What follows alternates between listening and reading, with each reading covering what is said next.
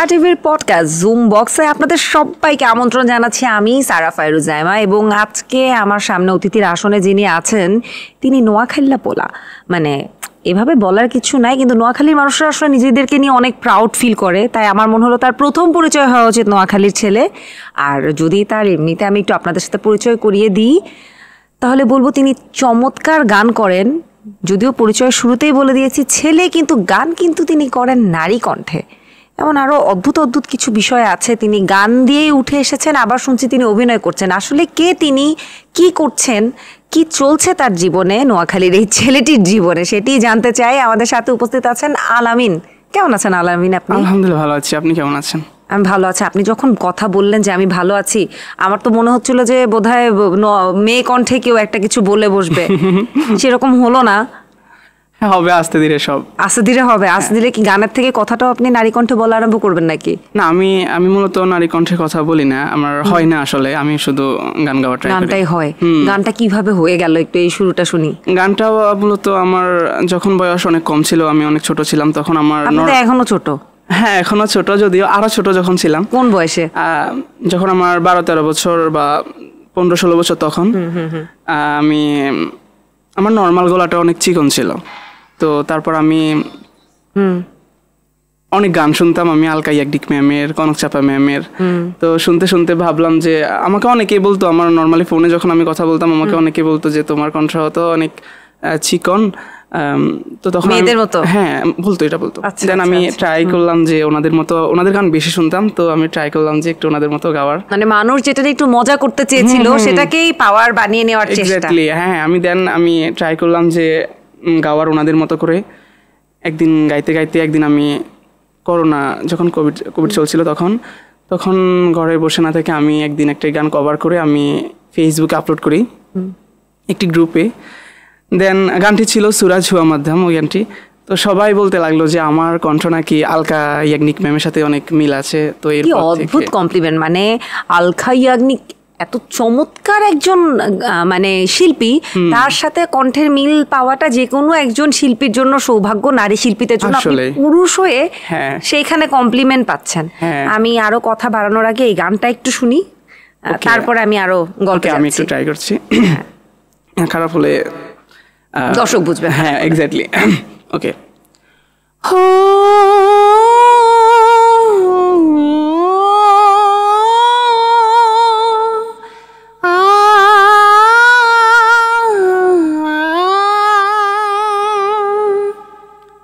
सूरज हुआ मध्यम, चांद जलने लगा, आसमां ये हाय क्यों पिघलने लगा, मैं ठहरी रही ज़मीं चलने लगी,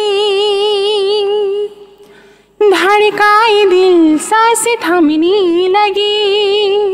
हाँ क्या ये मेरा पहला पहला प्यार है साजना, क्या ये मेरा पहला पहला प्यार है। বা চমৎকার। আমি আসলে শুরুতে ইচ্ছা করে তাকাচ্ছিলাম না, যে একটু চোখটা সরিয়ে শোনার চেষ্টা করি। যারা ক্যামেরাতে দেখছেন তারা হয়তো অনেক কিছু মনে করতে পারে যে মাইকের কারসাজি বা কি। সামনাসামনি মানে সামনে না তাকানো পর্যন্ত বোঝার উপায় নাই যে পুরুষের কণ্ঠ থেকে গান আসছে।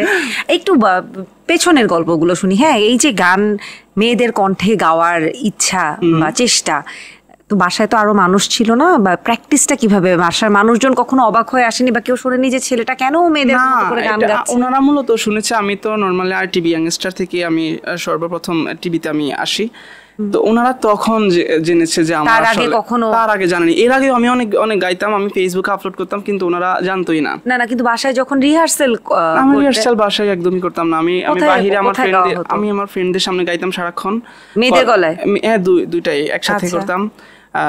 তারপর কলেজে গাইতাম, স্কুলে গাইতাম, এই তো। আচ্ছা, তারপরে এবার আমি এই প্রসঙ্গটা নিয়ে আসতাম যে আরটিভি ইয়াংস্টারের একদম ফার্স্ট সিজনে খুব অদ্ভুতভাবে সেখানে নমিনেশনে সিলেকশন আসেনি, কিন্তু যে অডিশনের যে 2-3টা ক্লিপ ছিল সেগুলো মোটামুটি ভাইরালভাবে ছড়িয়ে গেল, যে একটা ছেলে নারী পুরুষ 2 কণ্ঠে গান গাচ্ছে। এরকম আমরা বলিউডে সিনেমা দেখেছি, আমাদের দেশেও নাটক দেখেছি। আর আমার সামনে একজন বাস্তব বসে আছে এই গুণ নিয়ে, অবশ্যই বলবো গুণ নিয়ে। তারপরে একটু শুনি যে গান যে গেতেন, এটা কি বাবা মা জানতো? হ্যাঁ, আমি ছোটবেলা থেকে আমি গান গাইতাম, ইসলামী সঙ্গীত গাইতাম। আমি স্কুলে অনেক অ্যাচিভমেন্ট পেয়েছি, আমি সবসময় প্রথম হতাম, যদিও আমি কখনো গান শিখিও নি। তারপরও আমি এই তো এভাবে, তারপর RTV-তে একদিন দেখলাম যে আমার কলেজের একটি ছোট ভাই ও অডিশনের জন্য ভিডিও সাবমিট করেছিল। দেন আমি ওকে বললাম যে এটা তুমি কিভাবে করছো, আমাকে একটু দেখাও। এরপর ও আমাকে এটা দেখালো প্রসেসটা পুরোটা। দেন আমিও একটা ভিডিও দিলাম RTV-কে। দেন আমি সিলেক্টেড হয়ে গেলাম, ও হলো না। ও এটার জন্য যদিও অনেক প্রাউড ফিল করে যে আমি ওর জন্যই এসেছি আর কি। আপনার জন্য নাকি অনেকে এসছে বা একজন এসছে, কিন্তু আপনি সেখানে আগাতে পারেননি, সে এগিয়ে গেছে? আপনি একটু স্পষ্ট করে বললে ভালো হতো। আপনি এমন কেউ এসছে যে যাকে ইনফরমেশন আপনি দিয়েছেন কিন্তু সে এগিয়ে গেছে, আপনি আসতে পারেননি? কে এগিয়ে গেছে, কে পিছিয়ে গেছে, সেটা একটু যদি বলতেন সেই ব্যাপারটা। আমি তো আপনার কাছে জানতে চাচ্ছি, আপনি যেরকম একজনকে ক্রেডিট দিলেন যে যার জন্য আপনি আসতে পেরেছেন, সেরকম আপনার সাথে হয়েছে কিনা? না, আপনি কি বলতে চাচ্ছেন আমি বুঝেছি। সেটা অবশ্যই আমি খুব কষ্ট পেয়েছি ব্যাপারটা। আসলে মূলত যে আমি ওকে সম্পূর্ণ সব ডিটেল ইনফর্ম করেছিলাম। দেন ও একবারও বললো না, কোথাও কোনো স্টেটমেন্ট দিল না যে আমি ছিলাম বা আমি ওকে কোনো হেল্প করেছি বা যাই হোক। আমি ইন্ডিয়া থেকে ওর জন্য ইনভিটেশন অবধি নিয়ে এসেছি যেন ইমিগ্রেশনে কোনো প্রবলেম না হয়। তখন কিন্তু বাংলাদেশ থেকে যারা ইন্ডিয়া যাচ্ছিল তারা অনেক খারাপ অবস্থাতেই ছিল যে ইমিগ্রেশনে। ওর জন্য আমি লেটারটাও আনালাম। এই তো এগুলা। এত কষ্ট, তারপরে সেই নামটা বলা যাচ্ছে না যে কার জন্য এনেছিলেন? আপনি বলে দেন না। আমি বললে তো সে একই বলা হবে। জাহিদ অন্তু, যাকে এখন যিনি বেশ ভালো কাজ করে যাচ্ছেন, বেশ পরিচিত। আমি আপনার ইন্টারভিউটাও দেখেছিলাম। আপনি আমাকে নিয়ে ওকে প্রশ্ন করেছিলাম, আমি সব দেখেছি। আমি ভয়ে ছিলাম আজকে আপনি আমাকে ধরে বসবেন। না আসলে কি বলবো, যে জীবনে এগিয়ে যাওয়া পিছিয়ে যাওয়া এটা তো রবেই। এর আগের দিন সে ছিল, আজকে আপনি এখানে ইন্টারভিউতে আছেন। কেউই আসলে পিছিয়ে থাকে না, হয়তোবা সময়ের অপেক্ষা থাকে।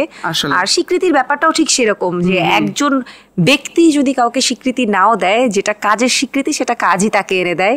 তো আমি বলবো যে মন ছোট করার কিছু নেই। হ্যাঁ, না আমি কিছুই নেই। আমি এটা নিয়ে প্রথমে একটু কষ্ট পেয়েছি যে বড় বড় টিভি চ্যানেলগুলোর হেডলাইনে এটা প্রথম না হয়ে 2 জন হতে পারতো, বা বাংলাদেশ থেকে 2 জন তরুণ গেল, এরকমও হতে পারতো। কিন্তু এরকম কিছুই হয়নি। তো আমি এটা নিয়ে প্রথমে কিছু বলিনি ওকে। ওর সাথে খুব ভালো একটা সম্পর্ক ছিল। এরপর আমাকে অনেক চ্যানেল আমাকে নক দিল যে তুমিও তো। আমি আমার ফেসবুক পেজে একটা স্টোরি দিয়েছিলাম যে আমিও ইন্ডিয়ান আইডলে গিয়েছি। তো ওটা অনেকেই নোটিস করে ফেলছে। ওটা নিয়ে আমাকে ওর কমেন্ট বক্সে বা বিভিন্ন চ্যানেল যেগুলোতে ইন্টারভিউ, এখানে যে ইন্টারভিউটা দিয়েছিল ওটাতেও অনেকেই বলছে আলামিন তুমি কি তাহলে চিট করেছো, এরকম কিছু। দেন আমি এবার একটা স্ট্যাটাস দিলাম ফেসবুকে। আমার এখানে যে আমি খারাপ কিছু লিখি না, আমি জার্নালিস্টদের নিয়ে লিখেছিলাম যে জার্নালিস্টরা একটু যাচাইও করলো না, ডিরেক্ট লিখে দিল আমাকে।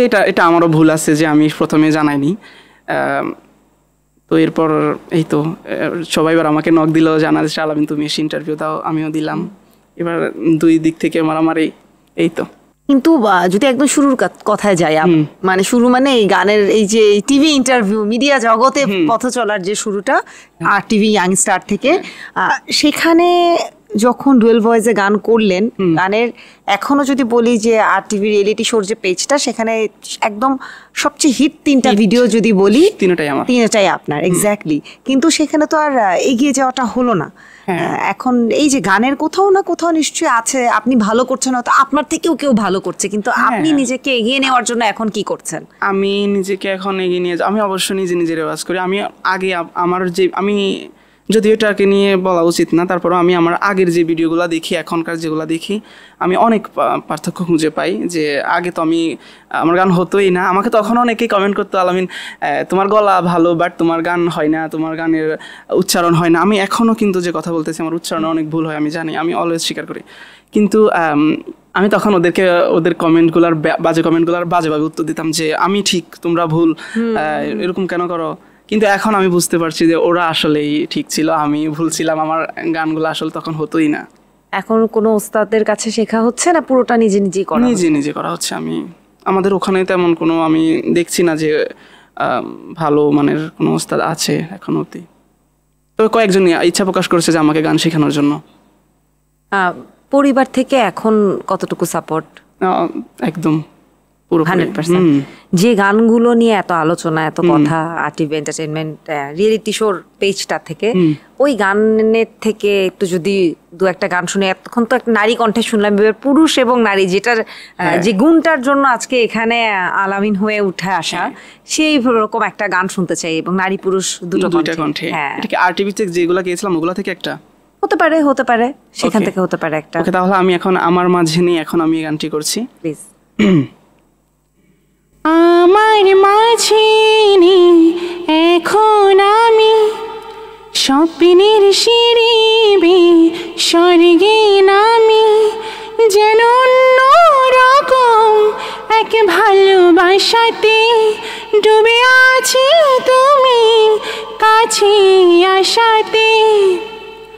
মন যেন এক উদাসী কবি, ভালো লাগে রাত, ভালো লাগে চাঁদ, ভালো লাগে রে সবই,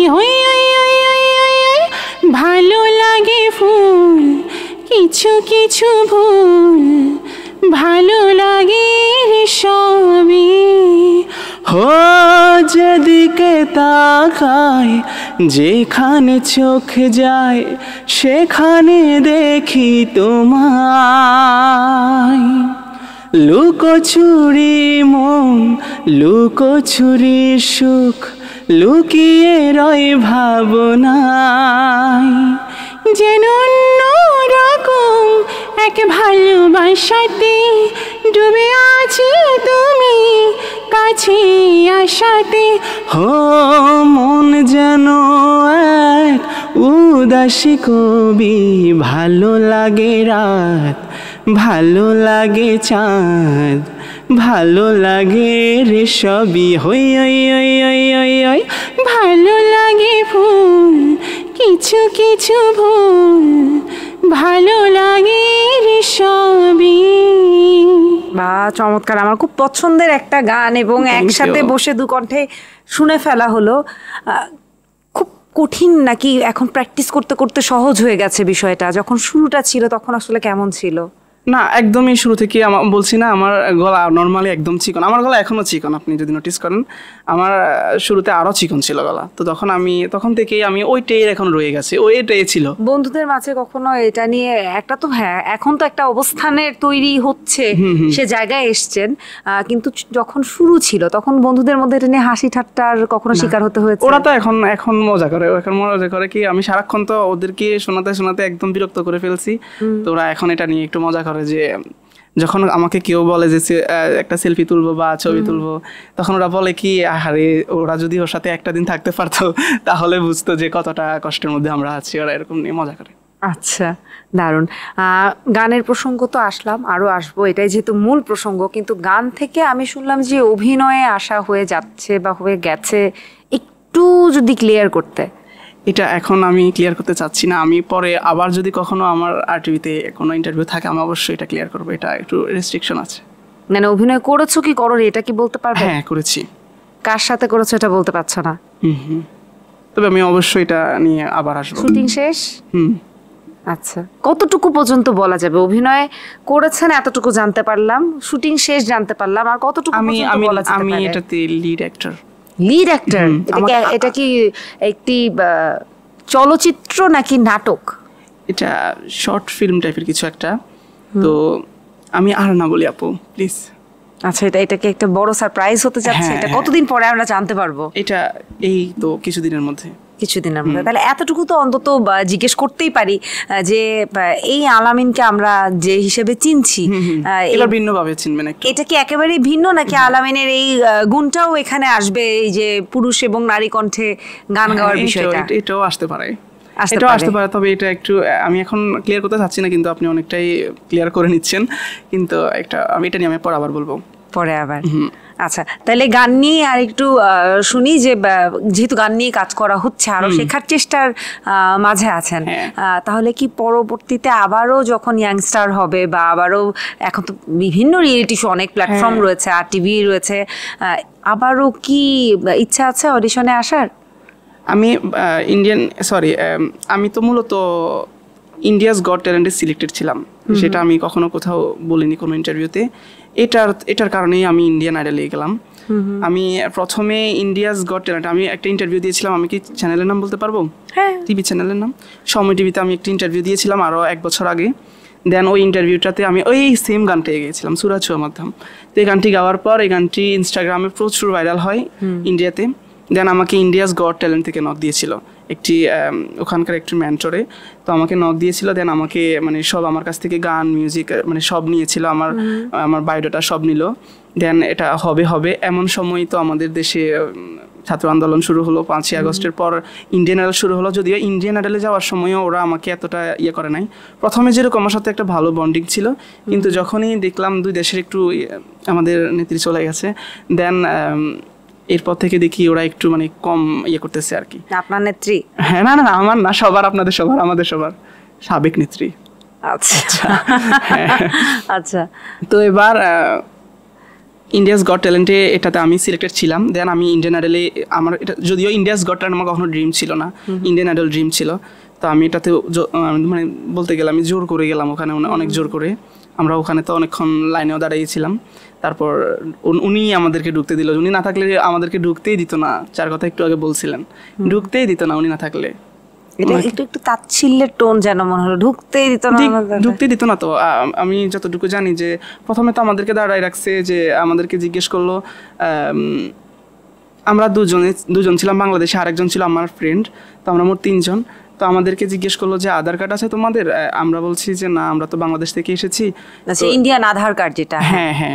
এরপর আমরা আমাদের পাসপোর্ট দেখালাম। দেন ওরা বললো কি তোমরা ওয়েট করো। এরকম করতে করতে আমরা 2-3 ঘন্টার মতো আমরা ওয়েটও করলাম। তারপর আমি ওনাকে অনেক নক দিলাম, ভাইয়াটাকে। ওনার নাম হলো অজয় ধাতবি, উনি ওখানকার মেন্টর, উনি ওখানে ততক্ষণে ছিল। তারপর আমি ওনাকে অনেকবার বলার পর ওনারা হয়তো মানে এত দূর থেকে এসেছি এটার জন্য হয়তো আমাদেরকে ডিরেক্ট না বলেনি, বা কি কারণে আমাদেরকে নিলেও বুঝলাম না, আবার নিলেও বুঝলাম না আসলে।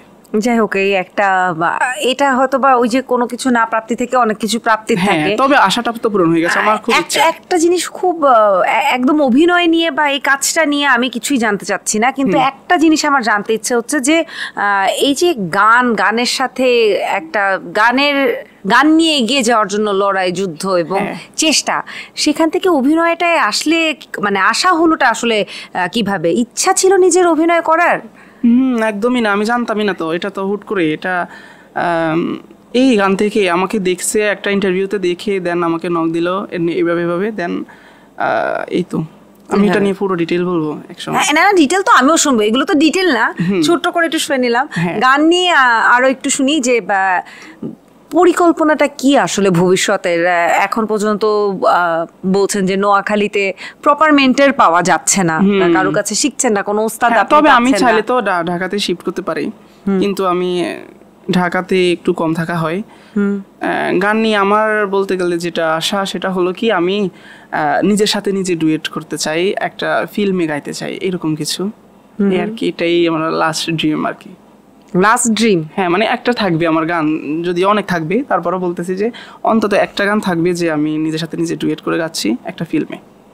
নিজের সাথে নিজে যে এখন প্র্যাকটিস যেটা চলছে, সেটা কিভাবে করা হচ্ছে? আয়নার সামনে দাঁড়িয়ে গান করা হচ্ছে নাকি? এখন ঘরেও গাই, এখন সারাদিন গাই, এখন রাস্তাঘাটে একদম সব জায়গায় হাঁটি গাই, বসে গাই। কিন্তু ভুলটা কে ধরিয়ে দিবে? ভুল ধরানোর উপায়টা? ভুল আমার ফ্রেন্ডরা ধরে দেয়, ওরা তো ভালো গান করে। ওরা ওরা ধরাই দেয় ভুল। আমি যখন গান রেকর্ড করি বা শিখি তখন আমার উচ্চারণগুলো ওরা ভুল ধরাই দেয়, আবার আমার অডিয়েন্সরাও আমার ভুল ধরাই দেয় অনেক। যথেষ্ট ভুল করি। ফেসবুক পেজটা নিয়ে একটু জানতে চাই যে একটা আরটিভির একটা রিয়েলিটি শো থেকে যে ভাইরাল হয়ে এখন 6 লাখের উপরে আপনার Facebook follower, if I am not wrong. হ্যাঁ হ্যাঁ, 6 লাখের কাছাকাছি। 6 লাখের কাছাকাছি, আচ্ছা 6 লাখের কাছাকাছি। একটু জানতে চাই যে আসলে এখন কেমন লাগে এই যে মানুষজন চিনছে, রাস্তায় গেলে সেলফি তুলছে, এরকম কি আগেই ভাবানে হয়ে গিয়েছিল যে এরকমই চাই আমি, এজন্যই দুকণ্ঠে গান করার চেষ্টা করছি, নাকি এটা আস্তে আস্তে ড্রিমটা এরকম হয়ে যাচ্ছে? তবে আমি এমনিতে একটু শুরু থেকে আমি অনেক বাজে বাজে টিকটক করতাম প্রথমে, একদম যখন 17-18 সাল, তখন বাজে বাজে টিকটক। হ্যাঁ, মানে এলোমেলো, যেটাকে এখন সবাই চাপড়ি টাপড়ি বলে, হ্যাঁ এরকম টিকটক মিকটক করতাম 17-18 সালে। আমার ইচ্ছা ছিল আমি যেভাবে হোক ভাইরাল হব, সত্যি কথা। এটা আজকে আমি প্রথম কোন টিকটকারের মুখে এই সরল স্বীকারোক্তিটা পেলাম যে আমি ছাবড়ি টিকটক করতাম ভাইরাল হওয়ার জন্য। হ্যাঁ সত্যি, এটা একদম সত্যি। কি ধরনের টিকটক একটা একটু শুনি বা করে দেখান। এমনি মজা করে করতাম ফ্রেন্ডদের সাথে, কিন্তু এরপরে যখন দেখলাম চুলে কখনো রং করা হয়েছিল টিকটকে ভাইরাল হওয়ার জন্য, লাল নীল রং? না, এরকম না। আচ্ছা, এরকম না। তবে আমি মানে খুব চাইতাম যে আমি ভাইরাল হব যেভাবে হোক। বন্ধুর বাইক ভাড়া নিয়ে টিকটক করা হয়েছে? না, বাইক আমি পছন্দ করি না, আমার আছে যদিও। আচ্ছা, আমার বাবার আছে, আমারও নাই। তাহলে টিকটক করার জন্য একদম সর্বোচ্চ এফোর্ট কি ছিল টিকটকে ভাইরাল হওয়ার জন্য? তখন তো ওয়াইফাই ছিল না বাড়িতে, ইন্টারনেটও তখন অনেক, মানে তখন তো আমি কলেজে নতুন নতুন ভর্তি হয়েছি, এত টাকা পয়সা ছিল না, তো আরেকজনের বাড়িতে যাইতাম ওয়াইফাইয়ের জন্য। আচ্ছা, হ্যাঁ, টিকটক আপলোড দেওয়ার জন্য। এটা তো আপলোড, কিন্তু টিকটক যে কন্টেন্ট যেটা হতো, এটার হাইয়েস্ট কোন লেভেল পর্যন্ত যাওয়া হয়েছে? নাচি বা গান, যে আমি ভাইরাল হবই, কোনটাতে মনে হচ্ছে যে কোনটা করলে ভাইরাল হওয়া যাবে? কোনটা না করছি, সব তো করছি, কোনটা না করতে, কিন্তু তখন আমি একটু ওটাতে কিছুই পাই নাই। যখন দেখছি আমি একটা দুইটা গান গিয়ে আপলোড করতেছি, তখন মানুষ পছন্দ করলো। এইরকম ডুয়েল, হ্যাঁ ডুয়েল গান। এর আগে অনেক চেষ্টা করছি, লাভ হয় নাই। নাচানাচি করেও লাভ হয় নাই। নাচানাচি করা হয়ে গেছে অনেক, অ্যাক্টিং করাও হয়ে গেছে টিকটকে। হ্যাঁ অনেক। আচ্ছা, তাহলে গানটাই যেহেতু কাজে দিচ্ছে, গানের পিছনে লেগে থাকা। একদম যখন, এখনো তো ছোট, আরো যখন ছোট ছিলেন, তখন কি হতে চেতেন বড় হলে? একটা তো এইম থাকে না, এইম ইন লাইফ, রচনা লিখতে হয় যে হ্যাঁ বড় হয়ে অমুক হতে চাই, এটা হতে চাই। কি ইচ্ছা ছিল বড়? এটা আসলে কি ছিল আমার মনে আসছে না এখন, সত্যি কথা। আমি একটু শিক্ষক হতে চাইতাম, একটু মানে সম্মানের একটু জায়গা, তো ভাবতাম যে একটু বড় হয়ে শিক্ষক হব, সবাই সালাম দেয় এই রাস্তা দিয়ে, এরকম এটা ভাবতাম ছোট থাকতে। আচ্ছা, শিক্ষকদের ভালো লাগতো? হ্যাঁ, অনেক ভালো লাগে। লেখাপড়ায় কি অবস্থা? ভালো? একদম খারাপ। একদম ফেল? না ফেল নাই, যদিও নাম মাত্র। আচ্ছা, ঠিক আছে, কি আর করা। এখন যেহেতু 10 অবধি ঠিক ছিল, হ্যাঁ, এরপর থেকে একদম রাইল, একদম। আচ্ছা, এত কিছু তো শুনলাম, শুরুতেই যেটা বললাম নোয়াখালীর পোলা, নোয়াখাইল্লা, তো নোয়াখালীর ভাষায় একটা গান শুনলে কেমন হয়? নোয়াখালীর ভাষার গান এরকম আছে যেটা নারী কণ্ঠে করা যায়? নোয়াখালীর ভাষায় গান পারি না, তবে নোয়াখালীর একটা গান আছে অনেক জনপ্রিয় গান, ওটা পারি একটু, ওটা একটু গিয়ে শোনাতে পারি, যদি এটা নর্মাল ভাষা। নর্মাল না, নোয়াখালীর ভাষায় বলতে হবে, নাহলে তো লাভ হলো না।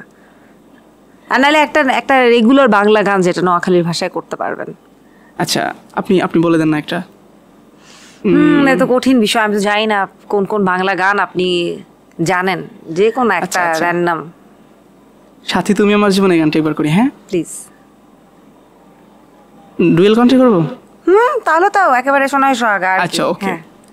সাথী তুই আর জীবনে, সাথী তুই আমার মরণে, সাথী তুই আমার জীবনে, সাথী তুই আর মরণে।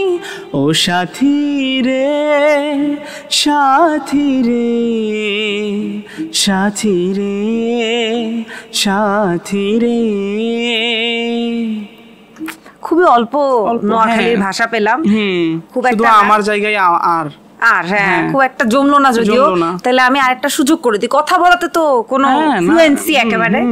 তো আমরা একদম শেষ করার আগে আমি চাই যে দর্শকদের উদ্দেশ্যে আপনি কিছু বলবেন, তো সেটা বরঞ্চ আমরা নোয়াখালীর ভাষাতেই শুনে ফেলি।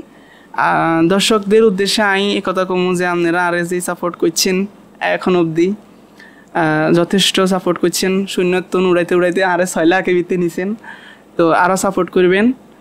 সামনে ভালো ভালো কাম লই আমু, আপনারা দেখবেন, চাইবেন, সাপোর্ট করবেন।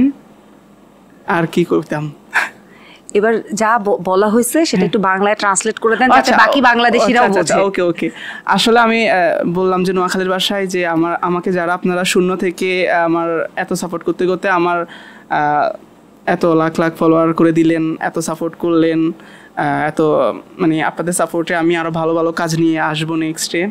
তো সবাই আমার জন্য দোয়া করবেন, আপুর জন্য দোয়া করবেন।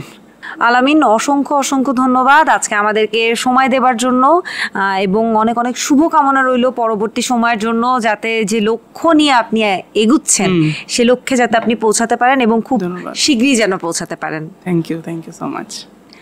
দর্শক, এই ছিল আজকের মতো আমাদের আরটিভির জুম বক্সে। আগামী পর্বে আবারও নতুন কোনো অতিথি, নতুন কোনো টপিক, নতুন কোনো গসিপ নিয়ে হাজির হয়ে যাব।